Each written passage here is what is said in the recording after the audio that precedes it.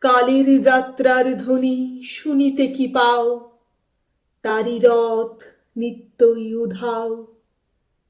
জাগাইছে অন্তরিক্ষে হৃদয় স্পন্দন, চক্রে পিষ্ট আধারের বক্ষ ফাটা তারার ক্রন্দন। ওগো বন্ধু, সেই ধাবমান কাল জড়ায়ে ধরিল মোরে, ফেলি তার জাল। তুলে নিল দ্রুত রথে দুঃসাহসী ভ্রমণের পথে, তোমা হতে বহু দূরে।